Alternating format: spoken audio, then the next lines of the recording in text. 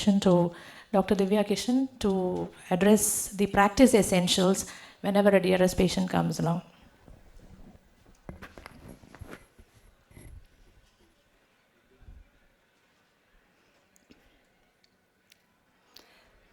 So good evening, everybody.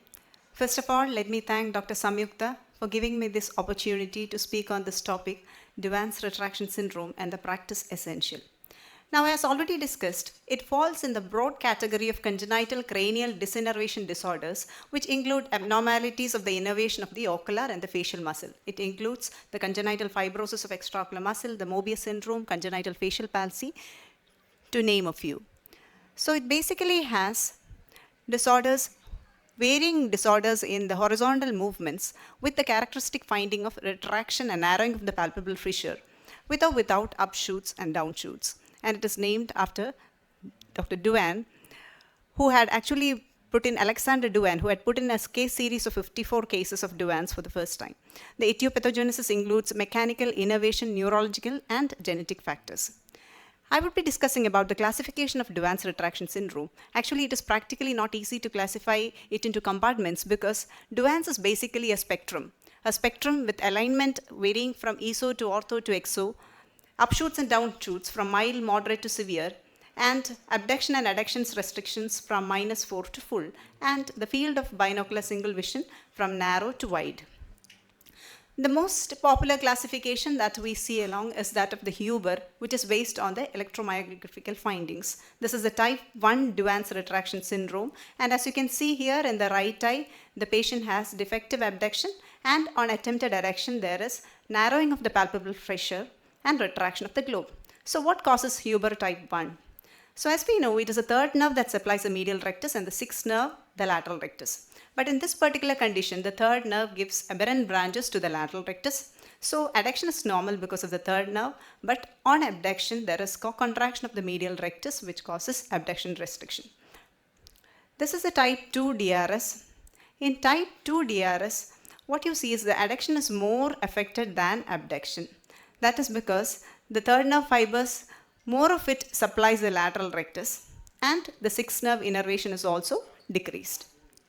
In type 3 DRS, as we can see, the third nerve completely supplies the lateral rectus and there is no innervation to the medial rectus. So both adduction and abduction are restricted in this particular case, and adduction causes narrowing and retraction of the palpebral fissure. There are also other systems of classification like the PAP system, which is based on abnormal co-contraction, the Malbarn, which is based on the motility changes, Lyle and Bridgman, that also based on the motility changes, and Huber that we have already discussed. But the one that is practically more important is the classification that is based on the primary position deviation into the ESO, EXO, and ortho DRS. Now, upshoots and downshoots are a characteristic finding that you see in case of Duane's, and that is because the co-contraction causes slippage of the globe, and that pulls the eyeball downwards. There's a grading for the upshoots is done with the involved eye in maximum adducted position. A straight line parallel to the intermediacanthal line is drawn from the pupillary center of the fellow eye, and based on where it is bisecting in the affected eye, you can grade it as 1, 2, 3, 4. When it is between the center of the pupil and pupillary margin, it is grade 1. If it is at the pupillary margin, it is 2. Then anywhere between the pupillary margin and the limbus, it is 3, and outside it becomes grade 4. Now the retraction grading is also likewise. With the involved eye in maximum adducted position, a scale is used at the center of the palpebral fissure width to measure the palpebral fissure height, and that is compared with that of the fellow eye in abduction. If there is no difference between the two and there is no narrowing, if the size is less than 25% difference, then it is grade 1. If 25 to 50% is grade 2, 50 to 75% is grade 3, and more than 75% is grade 4. It is important to look for any systemic other associations in Duane's. 10% of familiar autosomal dominant with CHN1 gene involvement. Now, isolated DRS without systemic anomalies, DURS1 locus on 2q31 is involved. The various syndromes that may be seen in patients with Duane's includes the Okihara syndrome, which is also known as the Duane's radial ray syndrome, and that has got the malformed or absent thumb and absence of radius, and hearing deficit, heart and kidney defects associated. The Holt-Oram syndrome is also known as atriodigital syndrome. It has got cardiac limb syndrome with anomalies in the cardiac and bones in the arms and the hand. The Bosley-Saleh-Alorene syndrome is another condition with bilateral DRS and inner ear malformations, cerebrovascular and cognitive abnormalities. There are cases of sporadic DRS, and that is associated with other congenital malformations of that of the skeletal, auricular, ocular, and neural. And that is because there is a critical period of embryogenesis, that is during the 4th to 8th week of gestation, and any insult, like in cases of thalidomide embryopathy, can cause various congenital malformations, including the DRS. The other common syndromes that may be seen include the golden hair syndrome, the Klippel-Feil syndrome, where there is a fusion of the cervical vertebrae, there is a Wilder-Rank syndrome, Noonan syndrome with unusual facial features, congenital heart problems, bleeding problems, oculocutaneous albinism, and arthrogryposis multiplex congenita.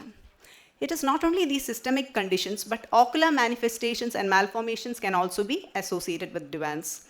That can include the dysplasia of the iris, trauma, pupillary anomalies, cataracts, colobomas, epidermal dermoids, and optic nerve hypoplasia.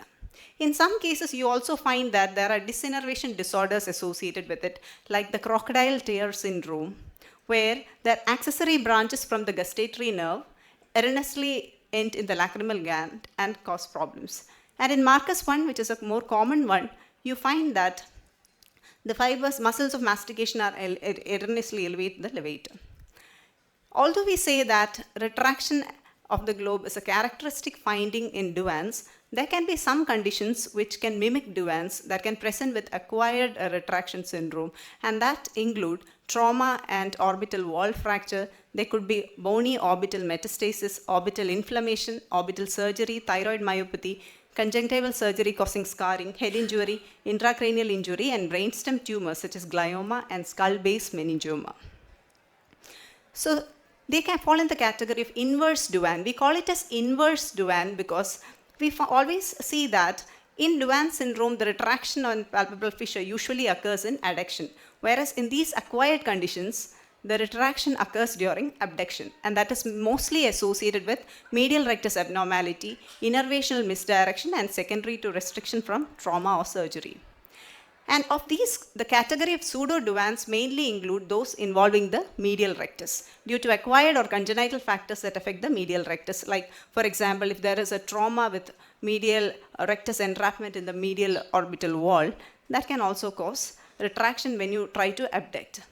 Now, the other differential diagnosis that you need to differentiate from DRS could involve an infantile esotropia where the eye is in adduction and there is an abduction restriction.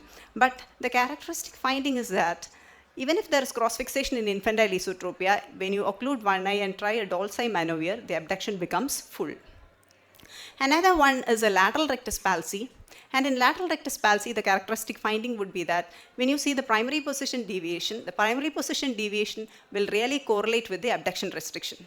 Because sometimes in a DUANS, you can see an ortho-DUAN with -4 restriction of abduction, but that does not happen in a lateral rectus palsy.